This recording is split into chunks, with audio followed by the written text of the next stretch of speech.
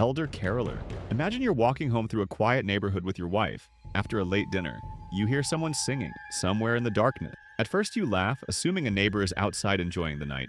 Then the singing gets closer, even though you can't see anyone. Your wife stops walking and looks toward the empty street.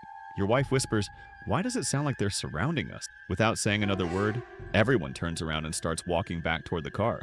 Because that wasn't a group of people singing, it was the elder caroler, a creature from Dr. Nowhere's universe. The elder caroler is associated with the horrifying caroler, entities that use singing as part of their encounter. What makes it deceptive isn't its appearance alone. It's the way something familiar becomes a warning. The most terrifying part is that you may approach the sound before realizing you're being invited into a trap. To survive the elder caroler, never follow a strange voice just because it sounds harmless. Don't answer the singing and don't approach its source, because by the time you understand what the music means, you may already be exactly where the creature wanted you. But this is only the simplest form of deception. The next creature doesn't need to lure you anywhere. It only needs to convince you that nothing is wrong. The follower. Imagine you're walking home with a friend late at night. The street is empty, the lights are dim, and everything seems completely normal. Then your friend suddenly stops. He says he feels like someone is walking behind you. You turn around. There's nobody there. You both laugh nervously and keep moving. Then you hear footsteps again. This time, they stop whenever you stop. Your friend whispers, "Don't look back. There's nothing there." Without saying another word, you keep walking, trying to convince yourself that your friend is right. Then a voice comes from somewhere behind you, calmly telling you not to be afraid. Because that wasn't reassurance from another person. It was the follower. The follower is remembered as a disturbing presence associated with watching, following, and psychological unease. Its deception is simple, but effective. It makes you question the very thing you're afraid of. Is someone actually there, or are you imagining it? The most terrifying part is that the creature doesn't need to prove anything. To survive the follower, don't trust unexplained voices or assume that silence you're safe. Stay with other people and leave the area if you feel that something is following you. Because the moment you stop trusting your own perception is the moment the follower has the advantage. But what if a creature didn't need to make you afraid at all? What if it could use something much deeper again? Guilt. Imagine you're home with your wife late at night when you hear a small sound coming from the bathroom. You open the door and see nothing unusual. Your wife walks in behind you and asks if everything is okay. Then you notice the bathtub is full. Your wife whispers, "We should have checked sooner." Without saying another word, you both step backward, because that wasn't an ordinary presence in the bathroom. It was guilt, also known as the boy. Guilt appears as a tall, disturbing humanoid associated with the bathtub and the death of a child. It represents something that can follow a person long after the original event is. The most terrifying part is that the creature doesn't need to convince you that you're afraid. It only needs to make you believe that you are responsible. To survive guilt, don't mistake emotional manipulation. If something appears to feed on your fear or guilt, don't let that feeling dictate your decision. Because once a creature can control what you believe about yourself, escaping it becomes much harder. And now, the deception becomes even more dangerous. The next monster doesn't need to manipulate your feeling. It can make the act of seeing it a threat. Deceive. Imagine you're scrolling through your phone late at night with a friend sitting beside you. You come across a strange image that looks like an ordinary piece of horror art. You stare at it for a few seconds. Nothing happened. Your friend laughs and tells you to keep scrolling. Then your phone glitches. The image appears again. You close it. It comes back. Your friend whispers, "It's just a picture." Without saying another word, you turn the phone face down, because that wasn't just an image. It was disease. Disease is presented as a disturbing visual entity whose danger is connected to exposure. The image itself can become the trap. You don't need to walk toward it. You don't need to hear it calling your name. The most terrifying part is that curiosity, the same instinct that makes you look closer, can become the thing that puts you in danger. To survive disease, don't seek out images or recordings of it once you know what you're looking at. Never assume that looking again is harmless, because with a cognito hazard, understanding the threat may already mean you've been exposed to it.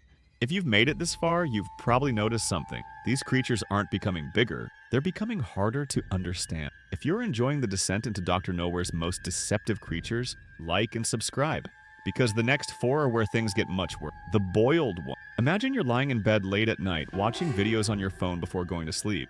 You find an old broadcast that looks strange, but harmless enough to watch. A distorted figure appears on the screen. You stare for a few seconds, trying to understand what you're seeing. Then you close the video and put your phone. Your friend messages you and says, "Just forget what you saw." Without saying another word, you turn off the lights and go to sleep. But when you wake up, something feels wrong. Because that wasn't just a disturbing video, It was the boiled one, also known as PHEN 228. The boiled one is an unnerving humanoid figure associated with a powerful cognitohazard. Its real danger comes from what happens after exposure. The creature can become something your mind cannot simply dismiss. The most terrifying part is that looking away doesn't necessarily mean escaping. You may close the screen, leave the room, and still carry the encounter. To survive the boiled one, avoid exposure and don't assume that turning off the screen ends the threat. If you encounter its image or broadcast, don't keep watching out of curiosity, because the first mistake isn't getting too close. It's believing that you can always look away later. But the next creature is even more deceptive. It doesn't simply invade your mind, it can make you believe that trusting it is the right decision. Desiderio. Imagine you're sitting alone at home after a terrible day. You're exhausted, frightened, and convinced that nobody understands what you're going through. Then you notice something strange outside your window. A pale skeletal figure's watching you. Instead of attacking, it speaks calmly. It tells you that it understands your suffering. Your friend whispers, "I think it actually wants to help." Without saying another word, you move closer to the window. Because that wasn't a harmless stranger offering comfort. It was Desiderio. Desiderio is described as a haunting, celestial, tree-like entity associated with fear, suffering, and psychological manipulation. It targets vulnerability and presents itself as an answer to the victim's problem. The most terrifying part is that the victim may willingly accept its influence, because the lie sounds like exactly what they wanted to hear. To survive Desiderio, never let desperation make your decisions for you.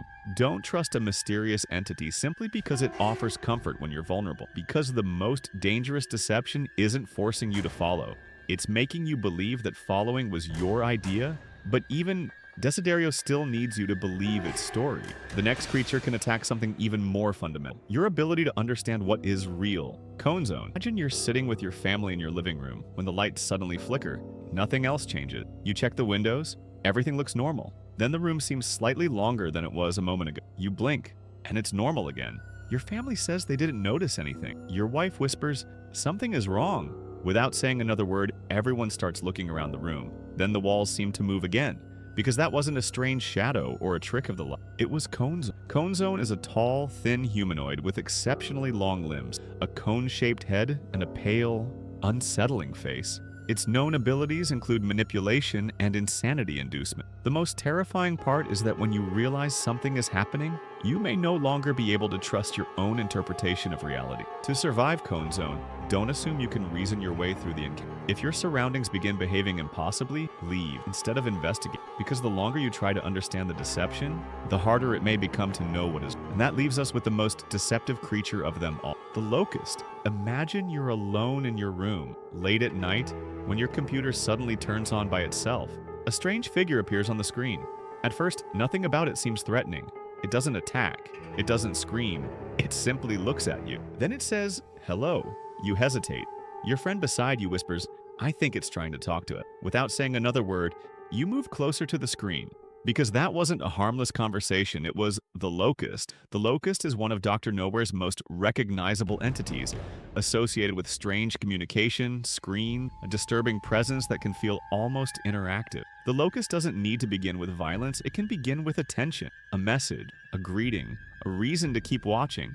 The most terrifying part is the possibility that the first thing the creature wants isn't your fear, it's your trust. To survive the Locust, don't answer a mysterious presence simply because it seems curious or friendly. Don't assume that communication means safety, and never mistake a calm interaction for harmless, because after everything we've seen, this is the final lesson. The most deceptive monster isn't necessarily the one that hides from, it's the one that makes you willingly come closer. And that is what makes the Locust the most deceptive of them all.